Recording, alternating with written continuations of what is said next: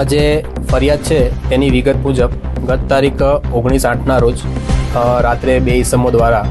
આજે સગીર છે તેને બોટાદ આરટીઓ પાસે મિલિટરી ટોળ ખાતે લઈ જવામાં આવેલો હતો અને ત્યાં તેણે ચોરી કરી છે તેમ કહી અને પોલીસને બોલાવવામાં આવેલી હતી, જેમાં પોલીસ કર્મચારીએ જગ્યા ઉપર જઈ અને ત્યારબાદ આ સગીરને પોલીસ સ્ટેશન ખાતે લઈ આવેલા હતા અને ફરિયાદની હકીકત મુજબ ત્યારબાદ તેને ડી સ્ટાફની ઓફિસમાં લઈ જઈ અને મારવામાં આવ્યો હોય તેવી હકીકત ફરિયાદમાં જણાવવામાં આવેલ છે। આ બનાવની ગંભીરતા ધ્યાને આવતા તરત જ બોટાદ પોલીસ અધિક્ષક દ્વારા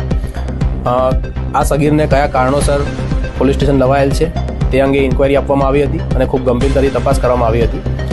જેમાં ભોગ બનનાર પોતે સગીર વયનો હોવાથી તાત્કાલિક તેનું પોતે આપેલી મેડિકલ હિસ્ટ્રી મુજબ નિવેદન પણ નોંધવામાં આવ્યું હતું અને આ નિવેદનમાં પ્રથમ જે સ્ટેટમેન્ટ છે તેમાં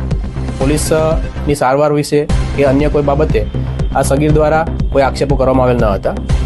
ત્યારબાદ આ સગીર દ્વારા પોલીસ વિરુદ્ધ આક્ષેપો કરવામાં આવતા હોય આ બનાવમાં સંપૂર્ણપણે સત્યતાથી તપાસ થાય તે હેતુસર બોટાદ પોલીસ દ્વારા ફરિયાદ દાખલ કરવામાં આવી છે, જે તેની વાલીની હાજરીમાં દાખલ કરવામાં આવી છે, જેમાં બીએનએસની વિવિધ કલમો જેમ કે બીએનએસની કલમ 120(1), 127(8) તથા જુવેનાઇલ જસ્ટિસ એક્ટની કલમ 75, જેમાં જુવેનાઇલ હોવાથી તથા ગેરકાયદેસર રીતે કસ્ટડીમાં રાખવા બાબતે અને મારવા બાબતેની તમામ કલમો હેઠળ ગંભીર ગુનો દાખલ કરવામાં આવ્યો છે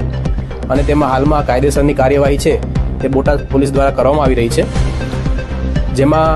બોટાદ પોલીસ દ્વારા હોસ્પિટલ ખાતેથી મેડિકલ સર્ટિફિકેટ અને અન્ય જે સારવારની હિસ્ટ્રી છે તે મેળવવામાં આવી છે।